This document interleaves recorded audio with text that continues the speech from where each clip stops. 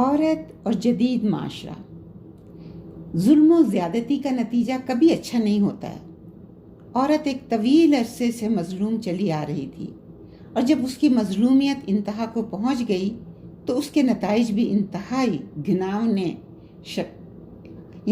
घिनौनी शक्ल में नमूदार होने लगे। सितम रसीदा कुचली हुई औरत दौरे जदीद के सनती इनकलाब के साथ अपनी ज़िंदगी में भी वो इनकलाब ले आई जिसने उसे इस मकाम पर पहुंचा दिया कि कल वो अपने घर के दायरे में भी आज़ाद नहीं थी और आज उसका हाथ पकड़ने वाला ना कोई घर के अंदर है और ना बाहर। सनती इनकलाब ने औरत के जज्बा जद्दोजहद और आज़ादी के लिए खूबसूरत रंगों में बाहर की दुनिया का ऐसा नक्शा पेश किया जो न सिर्फ ये कि घर से ज़्यादा हसीन था बल्कि अब वो खुद मुख्तार और आज़ाद भी थी। और इस बगावत के पीछे औरत की अपनी इस्लाह से ज़्यादा मर्द से इंतकाम का जज्बा कार फरमा था।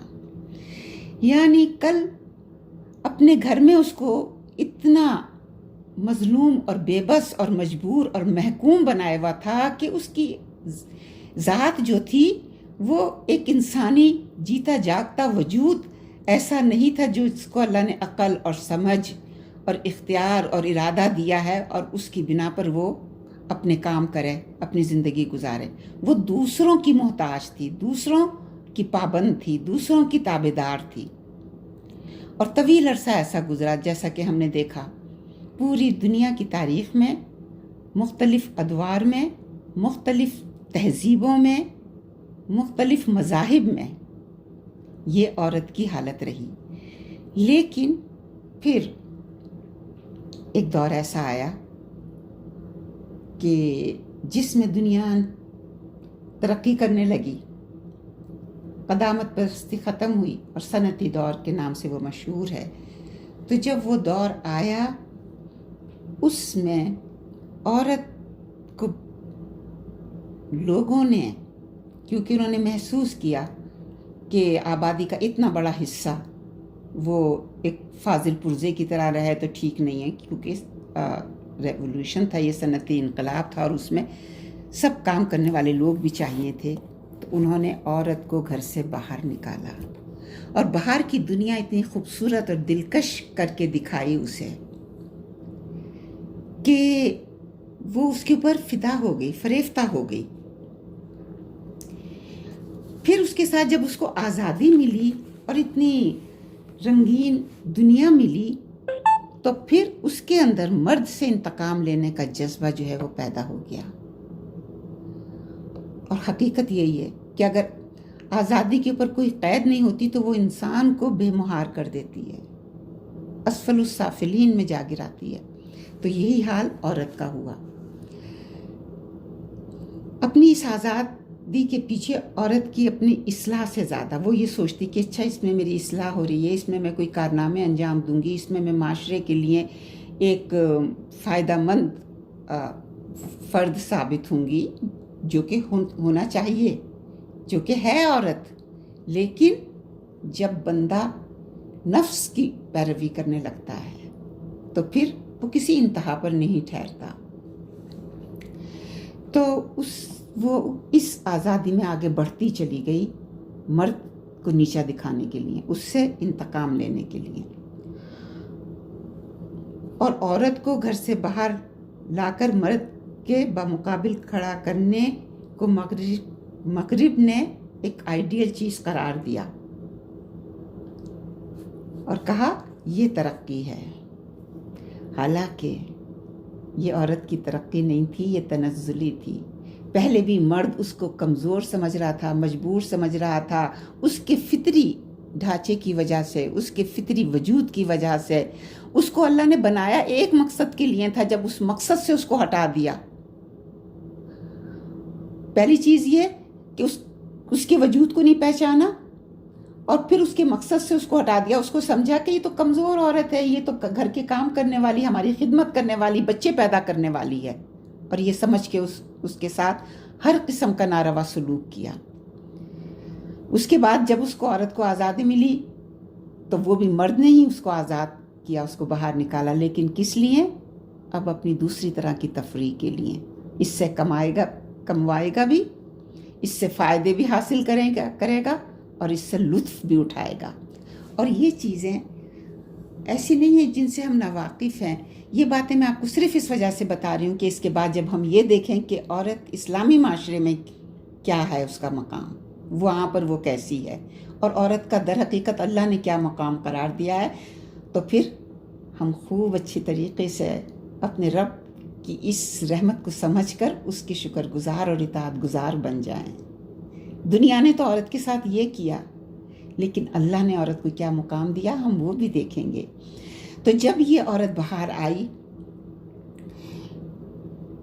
اور مرد کے ساتھ آئی تو مرد نے بڑے فخر سے اس کو پیش کیا، لیکن اس عورت کی آزادی ہمارے سامنے ہے، اور اس آزادی کے نتائج بھی ساری دنیا دیکھ رہی ہے، دیکھ چکی، کوئی نئی بات نہیں ہے۔ یہ تو ابھی وہ عورت ہے نا جو دنیا کی عورت ہے، اس میں ابھی آپ کیا سمجھتی ہیں مسلمان عورتیں شامل نہیں ہیں؟ مسلمان عورتیں بھی شامل ہیں، سوائے ان عورتوں کے جن کے پاس کچھ بھی اپنے دین کا سرمایہ ہے، اپنے دین کی پونجی ہے، وہی ان کو بچائے ہوئے ہے ڈوبنے سے اور غرق ہونے سے، ورنہ مسلمان عورتیں بھی اس طوفان میں بہہ گئیں، آج کی بات نہیں ہے، بہہ رہی ہیں۔ یہ عورتیں تو کئی صدیوں سے، اور مسلمان عورتیں کہیں تیزی سے اس طوفان میں بہتی چلی جا رہی ہیں، ہم اپنی آنکھوں سے دیکھ رہے ہیں۔ اور بات کیا تھی؟ عورت غلامی اور محکومی میں بھی مظلوم و ستم رسیدہ تھی، لیکن آزادی اور بے باکی میں تو عورت کا وجود ہی مٹ کر رہ گیا۔ کل غلامی میں اس کی نسوانیت تو باقی تھی اور اس کی گود تو ہری تھی، مگر آج آزادی نے تو اس سے اس کی صنف بھی چھین لی، اس کی نسوانیت بھی چھین لی، اور اس کی کوکھ بھی اجاڑ کر رکھ دی ہے۔ کیا یہ باتیں ہمارے سامنے نہیں ہیں؟ کیا یہ ساری حقیقتیں ہمارے سامنے نہیں ہیں؟ عورت جس کو اللہ کہتے ہیں چھپا کے رکھنے والی چیز ہے۔ عورتوں کے متعلق کہا گیا جب یہ نکلتی ہیں باہر، شیطان جہاں سے تمہیں اور اس کے چیلے جہاں سے تمہیں دیکھتے ہیں تم انہیں نہیں دیکھتے۔ شیطان کے دو ہی راستے ہیں جن کے ذریعے وہ اللہ کے بندوں پر قبضہ کرتا ہے یا اللہ کے بندوں پر حملہ کر کے ان پر قبضہ کرتا ہے۔ وہ کیا ہیں؟ ایک پیٹ کے ذریعے، جو ابھی ہم نے پڑھا، کل بھی ہم نے پڑھا، یعنی پیٹ کو بھرنا، جس طریقے سے بھی جہاں سے بھی مال مل جائے بس اس کو حاصل کرنا اور اس کو ہڑپ کر لینا، ہر ایک کا حق مار کر اپنا پیٹ بھرنا، دولت کما کے اور بڑھانا، یہ پیٹ کی ہوس ہے۔ اور دوسری شہوت کی ہوس۔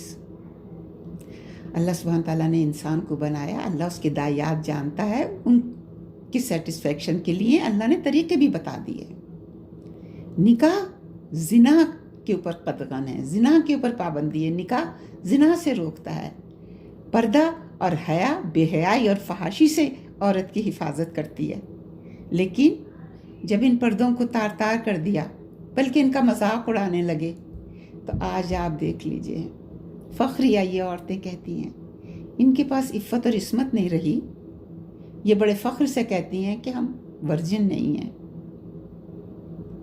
یہ بڑے فخر سے کہتی ہیں کہ ہمیں مرد کی ضرورت نہیں ہے، یہ بڑے فخر سے کہتے ہیں مرد ہم عورتیں بن رہے ہیں، ہم اپنے سامنے یہ بھی ہوتا دیکھ رہے ہیں، جینڈرز چینج ہو رہے ہیں، یہ بڑے فخر سے عمل قوم لوط کو اپناتے ہیں اور اس کا پرچار کرتے ہیں، اور اگر کوئی برا کہتا ہے تو اس کے پیچھے پڑ جاتے ہیں۔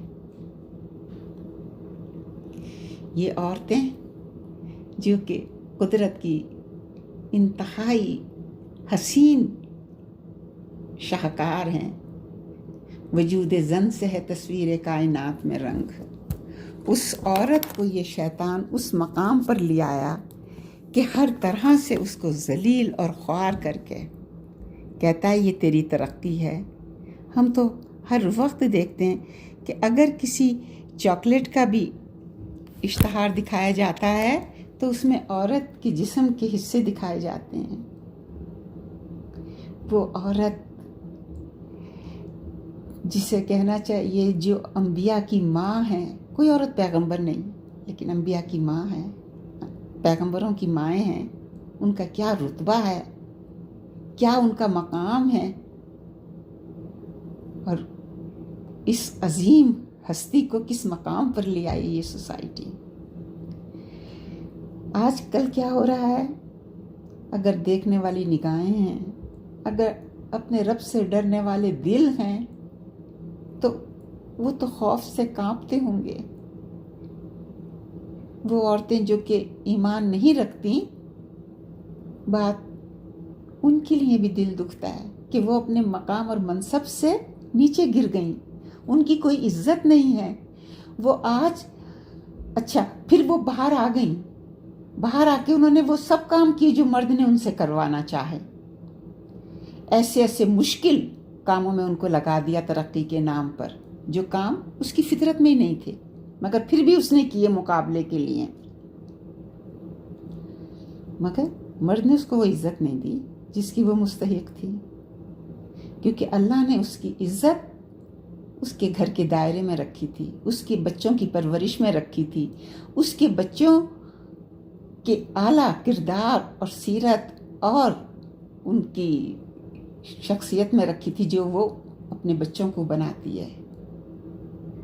لیکن جب وہ ان سب چیزوں کو چھوڑ کر باہر نکل آئی اور وہ مردوں کا مقابلہ کرنے لگی تو وہ عزت کے لیے بھی تڑپنے لگی، بلکنے لگی۔ آج آپ دیکھ لیجئے ساری ویمن لبریشن کی تحریکیں، عورتیں اپنے حقوق مانگ رہی ہیں، ان کو کوئی حق نہیں ملتے، کام ان سے سب کاموں میں وہ برابر ہوتی ہیں، اگر وہ کام کر رہی ہیں، پیسے لے رہی ہیں تو ان کے ساتھ سلوک بھی ایسا کیا جاتا ہے جیسے مردوں کے ساتھ، مردان کے ساتھ،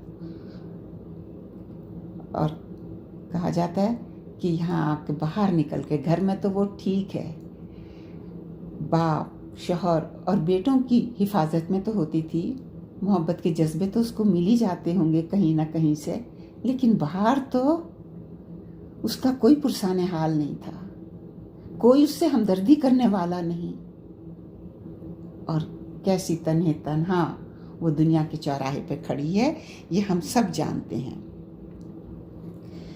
اب ہم دیکھتے ہیں عورت اسلام کی نظر میں۔ اسلام انسان کی عظمت اور سربلندی کی دعوت ہے، اس کی نظر میں سب انسان برابر ہیں۔ پہلی چیز یہ، سب انسان برابر ہیں۔ اسلام کبھی یہ نہیں کہتا کہ مرد جو ہے وہ سپیریئر ہے، عورت جو ہے وہ انفیریئر ہے۔ اللہ کی نظر میں عورت اور مرد دونوں برابر ہیں۔ جگہ جگہ قرآن پاک میں اللہ سبحانہ تعالیٰ فرماتے ہیں کہ عورت اور مرد دونوں برابر ہیں۔ سورہ الاحزاب کی وہ آیات ہے کتنی بڑی، ان المسلمین والمسلمات والمؤمنین والمؤمنات والقانتین والقانتات، اور آگے تک ہے، یہ سب کے لیے اللہ تعالیٰ نے اجر عظیم تیار کر رکھا ہے۔ اللہ سبحانہ تعالیٰ فرماتے ہیں ایمان لانے والے مرد اور ایمان لانے والی عورتیں، جو ایمان لائے ان کے لیے ان کے اجر ہیں۔ کہیں پر بھی قرآن میں یہ نہیں ہے کہ ایمان لانے والے مردوں کو تو اجر دیا جائے گا کیونکہ وہ مرد ہیں، اور عورتیں ایمان لائیں گی تو ان کی کوئی قدر نہیں کی جائے گی کیونکہ وہ ایک عورت ایک کمزور ہستی ہے۔ استغفر اللہ، استغفر اللہ، کیا؟ اور یہ بات کیسے ممکن ہو سکتی تھی جبکہ ہم نے ابتدا میں یہ دیکھا کہ ہمارے خالق نے جو ہمیں پیدا کیا ہے وہ ہم دونوں کو، عورت کو اور مرد کو، ایک مقصد کے لیے پیدا کیا ہے، اور اس مقصد کو یہ دونوں ہی حاصل کریں گے، لیکن ہمارے کرنے کے کام مختلف رکھ دیے۔ تو جب ہم اللہ کے بتائے ہوئے طریقے پہ اپنے کام کریں گے، عورت اپنا کام کرے گی، مرد اپنا کام کرے گا، تبھی زمین پر بہترین معاشرہ قائم ہوگا، تبھی زمین پر خیر پھیلے گی، تبھی دونوں اپنے مقصد میں کامیاب ہوں گے۔ لہٰذا قرآن کہتا ہے کہ عورت اور مرد میں کوئی فرق نہیں ہے، سب انسان برابر ہیں، اور معیار بڑائی و بزرگی کیا ہے؟ یعنی اللہ کے نزدیک پسندیدہ کون ہے سب سے زیادہ؟ اللہ کے نزدیک کون عظمت والا، بزرگی والا ہے، عزت والا ہے؟ ان اکرمکم عند اللہ اتقاکم، کہ جو کوئی اللہ سے ڈرتا ہے وہی اللہ کے نزدیک سب سے زیادہ متقی ہے۔ کہیں پہ یہ کہا ہے کہ ہاں مرد اللہ کے نزدیک متقی ہیں؟ جو بھی عورت اور مرد، اللہ جو ہے وہ رب الناس ہے، رب الرجال نہیں ہے، ملک الناس ہے۔ ملک الرجال یعنی ملک البادشاہ مرد نہیں ہے۔ چنانچہ اسلام کے نزدیک انسان کی فلاح اور نقصان صحیح فکر اور درست عمل کے ساتھ وابستہ ہے۔ وہ ان نظریات کو جاہلانہ سمجھتا ہے جو عورت کو محض عورت ہونے کی حیثیت سے حقیر و ذلیل سمجھ کر انسانیت کی بلند ترین سطح سے دور پھینک دیتے ہیں، اور مرد کو عرش بری کا حقدار اس لیے سمجھتے ہیں کہ وہ مرد ہے۔ قرآن کہتا ہے سورہ النحل میں، قرآن کی نظر میں مرد اور عورت تہذیب کے معمار ہیں، دونوں نے مل کر معاشرے کی تعمیر اور ارتقاء اور اصلاح میں حصہ لیا ہے۔ اسلام نے عورت کو ذلت اور رسوائی کے مقام سے اتنی تیزی سے اٹھایا اور حقوق و مراد سے نوازا۔ حضرت عبداللہ بن عمر فرماتے ہیں نبی صلی اللہ علیہ وسلم کے زمانے میں ہم اپنی عورتوں سے گفتگو کرتے اور بے تکلفی کرتے ہوئے ڈرتے تھے کہ کہیں ہمارے متعلق کوئی حکم نازل نہ ہو جائے۔ جب نبی صلی اللہ علیہ وسلم کا انتقال ہو گیا تو ہم ان کے ساتھ بے تکلف رہنے لگے، یعنی وہ عورت جس کا یہ حال تھا کہ بچی کو پیدا ہوتے ہی وہ دفن کر دیا کرتے تھے، وہ جب جوان ہو کر اپنے شوہر کی بیوی بنتی ہے تو شوہر اتنا ڈرتا ہے کہ دیکھو کوئی میں ایسی بات نہ کر دوں کہ اللہ کا حکم آ جائے میرے خلاف۔ تو وہ عورتوں کا عزت کا معیار قائم کر دیا تھا اسلام نے۔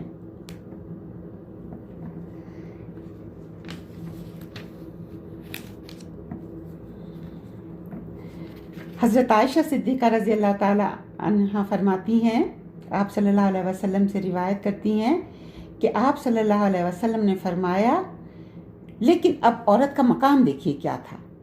آپ صلی اللہ علیہ وسلم نے فرمایا تم اپنے گھر میں جمی رہو کیونکہ یہی تمہارا جہاد ہے۔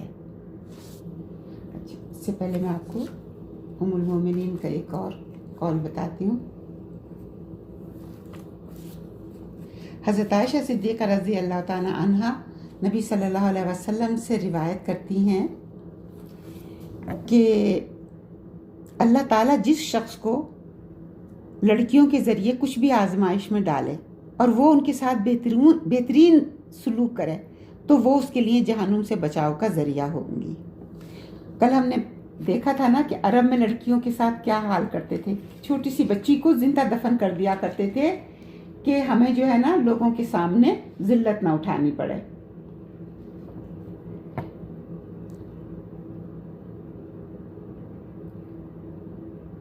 اللہ سبحانہ تعالیٰ نے فرمایا، اللہ نے حرام کی ہے، نبی صلی اللہ علیہ وسلم نے فرمایا اللہ تعالیٰ نے حرام کی ہے تم پر ماؤں کی نافرمانی، ادائیگی حقوق سے ہاتھ روکنا اور ہر طرف سے مال بٹورنا اور لڑکیوں کا زندہ کرنا۔ ابھی جو میں آپ کو بتا رہی تھی، ہم جس تہذیب میں رہ رہے ہیں، ہم جس معاشرے سے واقف ہیں، ہم جن لوگوں کو جانتے ہیں وہ تو یہی ہے نا، مال سمیٹ رہے ہیں، مال بٹور رہے ہیں اور عورتوں کو ذلیل اور حقیر سمجھ رہے ہیں۔ بچیوں کی پیدائش پہ کتنے لوگ ہیں جو خوش ہوتے ہیں اور بچیوں کے ساتھ کیا کیا کچھ سلوک کرتے ہیں، اور پھر یہی بچیاں جب بڑی ہو جاتی ہیں تو پھر ان کے رنگ ڈھنگ دیکھ لیجئے اب کیا کچھ یہ کر رہی ہیں۔ ابن عباس کہتے ہیں نبی صلی اللہ علیہ وسلم نے فرمایا جس شخص کے لڑکی ہو اور وہ اسے زندہ درگور کرے اور نہ اس کے ساتھ حقارت آمیز سلوک کرے اور نہ اس پر اپنے لڑکے کو ترجیح دے تو اللہ تعالیٰ اسے جنت میں داخل کرے گا۔ حضرت ابو سعید خدری نبی صلی اللہ علیہ وسلم سے روایت کرتے ہیں کہ آپ صلی اللہ علیہ وسلم نے فرمایا جس نے 3 لڑکیوں کی پرورش کی اور ان کے ساتھ اس نے سلوک کیا تو اس کے لیے جنت ہے۔ اور ام المومنین حضرت عائشہ صدیقہ رضی اللہ تعالیٰ عنہا نبی صلی اللہ علیہ وسلم سے روایت کرتی ہیں، اللہ تعالیٰ جس شخص کو ان لڑکیوں کے ذریعے سے کچھ بھی آزمائش میں ڈالے اور وہ ان کے ساتھ بہتر سلوک کرے تو وہ اس کے لیے جہنم سے بچاؤ کا ذریعہ ہوں گی۔ پھر نبی صلی اللہ علیہ وسلم نے بڑے ہی پرسوز اور مؤثر انداز میں ارشاد فرمایا، کیا میں تجھے بتاؤں کہ بڑا فضیلت والا صدقہ کون سا ہے؟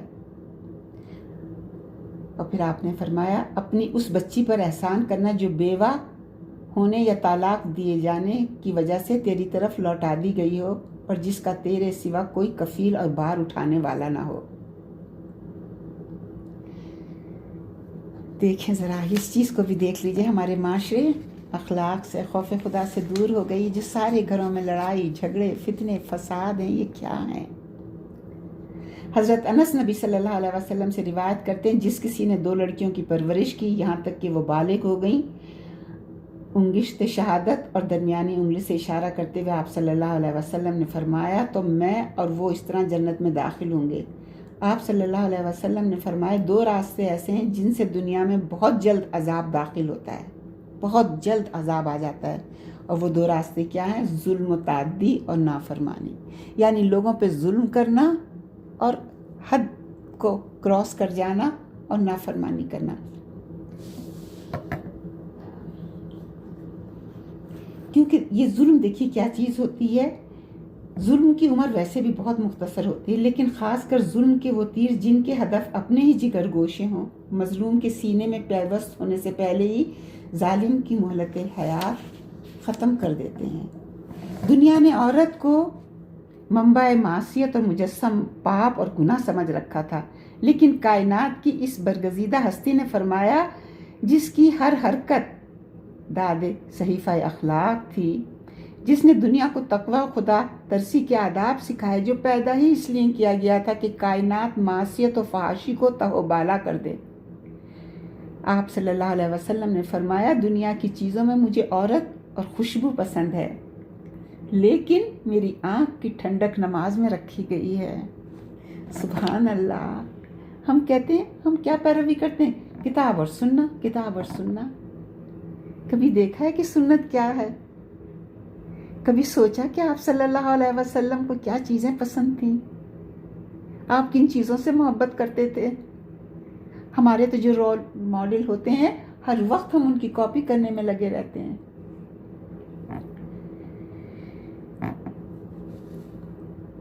عورت اور خوشبو، عورت نفرت اور بیزاری اور کراہیت کرنے والی چیز نہیں ہے، یعنی عورت سے نفرت کرنا، عورت سے دور رہنا نیکی اور خدا ترسی نہیں ہے۔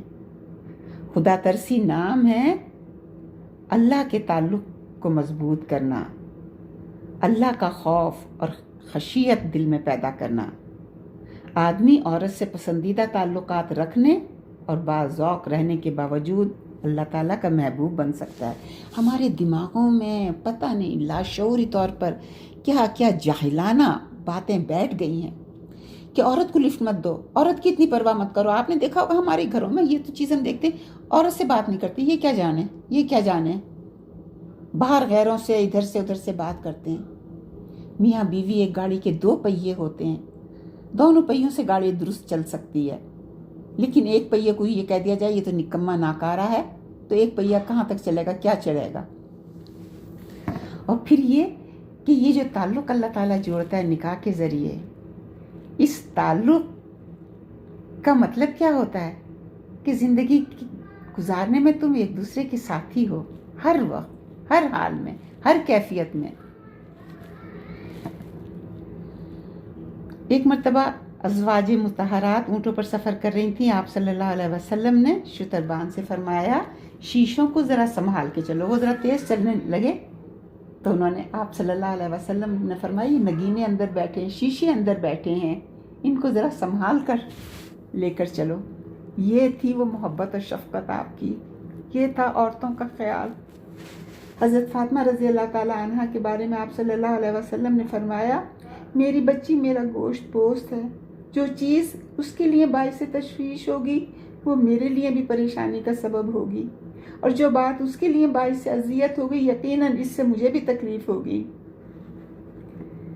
سبحان اللہ، یہ بیٹیوں کے ساتھ سلوک تھا اس معاشرے میں جس میں چند سال پہلے بیٹیوں کو زندہ دفن کر دیا کرتے تھے۔ رسول اللہ صلی اللہ علیہ وسلم جو انقلاب عظیم لے کر آئے، وہ سارے کا سارا انقلاب انسانوں کی خیر، فلاح، کامیابی اور سعادت کے لیے تھا۔ ایسا تھا جس نے انسانی دلوں کو بدل دیا، انسانی روحوں کو تبدیل کر دیا، انسان کو محبت اور خشیت اور اللہ سے قریب کر دیا۔ حضرت عائشہ رضی اللہ تعالیٰ عنہا سے پوچھا گیا کہ نبی صلی اللہ علیہ وسلم سب سے زیادہ کسے محبوب رکھتے تھے؟ جواب دیا فاطمہ کو۔ ایک مرتبہ نبی صلی اللہ علیہ وسلم سے دریافت کیا گیا کہ آپ کی محبوب ترین شخصیت کون ہے؟ فرمایا عائشہ۔ یہ دونوں باتیں اپنی اپنی جگہ صحیح ہیں۔ بیویوں میں حضرت عائشہ اور اولاد میں حضرت فاطمہ آپ کی منظور نظر تھیں۔ ان احادیث سے ہم صنف نسواں کے بارے میں اسلام کے رجحان اور مزاج کو سمجھ سکتے ہیں جو وہ اپنے فالوورز کے اندر، اپنے ماننے والوں کے اندر پیدا کرنا چاہتا ہے۔ اس تعلیم نے فکر و عمل میں ایسا انقلاب پیدا کیا کہ وہ لوگ جنہیں ایک معصوم جان کو زندہ درگور کرنے میں کوئی تعامل نہیں ہوتا تھا اور جن کی پیشانی کبھی اس سنگدلی پر عرق آلود نہیں ہوئی تھی، یعنی اتنا بڑا گناہ کرتے تھے کبھی وہ اس پہ شرمندہ نہیں ہوتے تھے، اس کی چارہ گری اور پرورش کو اپنے لیے سرمایہ حیات تصور کرنے لگے۔ وہ لوگ جن کے ہاں اپنے ہی جگر گوشوں کو امان نہیں ملتی تھی، وہ دوسروں کی اولاد کے محافظ و نگراں بن گئے۔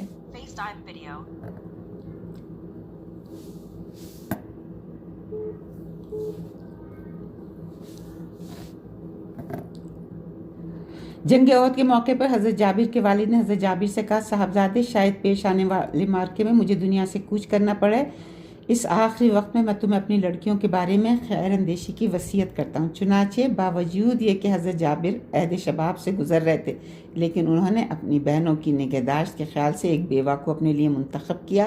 نبی صلی اللہ علیہ وسلم نے جب ان سے دریافت کیا تو فرمایا، کسی دوشیزہ سے۔ جب آپ نے پوچھا تم نے کسی دوشیزہ سے کیوں نہیں شادی کی، تو انہوں نے جواب دیا، یا رسول اللہ، میرے والد احد کے معرکے میں شہید کر دیے گئے اور اپنے پیچھے 9 لڑکیاں چھوڑ گئے جو میری 9 بہنیں ہوئیں۔ ان کی نگہداشت کے پیش نظر میں نے یہ پسند نہیں کیا کہ ان کے ساتھ انہی جیسی ایک ناتجربہ کار لڑکی کو جمع کر دوں، اس لیے ایک ایسی عورت کا انتخاب کیا جو ان کی کنگھی چوٹی اور دیکھ بھال کر سکتی تھی۔ اور پھر عورت کو جو حق دیے گئے، یعنی عورت جو ہے حقوق میں مساوی ہے، عورت قیدی کو یا جس کسی کو وہ چاہے اپنی پناہ دے سکتی ہے۔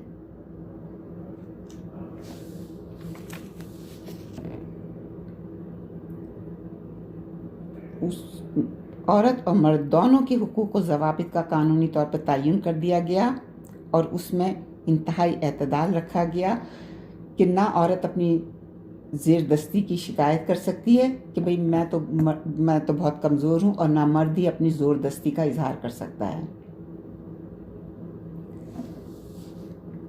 اسلام معاشرے کو انسانی حقوق کا محافظ اور امن و امان کا ذمہ دار سمجھتا ہے۔ اس کے نزدیک معاشرے کا یہ فرض ہے کہ جو ہاتھ ظلم کے لیے اٹھے اسے قلم کر دے، اور جو قدم حق و انصاف کی پامالی کے لیے بڑھے اسے کاٹ پھینکے۔ اس لیے اس نے اعلان کیا کہ اے عقل والوں، تمہارے لیے قانون قصاص میں زندگی ہے۔ پھر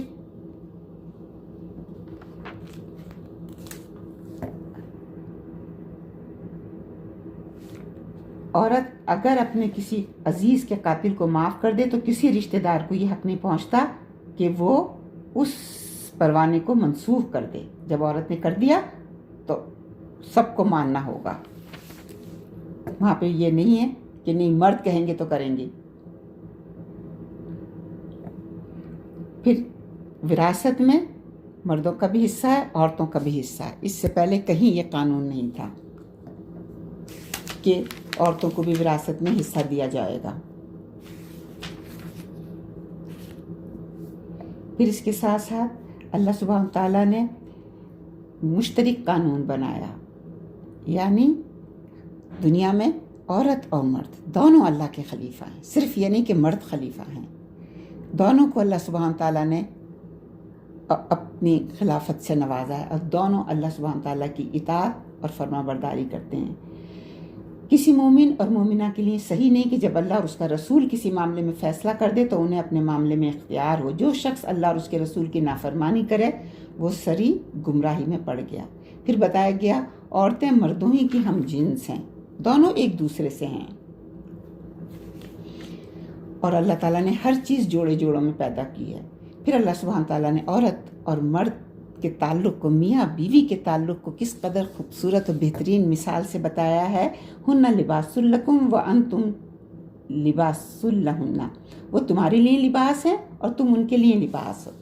اور پھر اللہ سبحانہ تعالیٰ نے یہ بتایا کہ دونوں ایک دوسرے کے لیے کتنے ضروری ہیں کہ وَمِنْ آیَاتِهِ أَنْ خَلَقَ لَكُم مِّنْ أَنفُسِكُمْ أَزْوَاجًا لِتَسْكُنُوا إِلَيْهَا وَجَعَلَ بَيْنَكُم مَّوَدَّةً وَرَحْمَةً إِنَّ فِي ذَلِكَ لَآيَاتٍ لِقَوْمٍ يَتَفَكَّرُونَ۔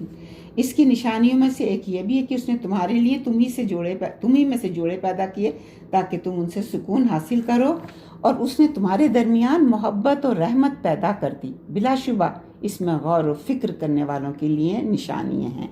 یہ ہیں وہ بنیادیں جو اسلامی معاشرے میں عورت کی حیثیت کو متعین کرتی ہیں، واضح کرتی ہیں، اور ان بنیادوں پر عورت اپنی زندگی کی تعمیر اور تکمیل کرتی ہے۔ صدق اللہ، وآخر دعوانا ان الحمد للہ رب العالمین۔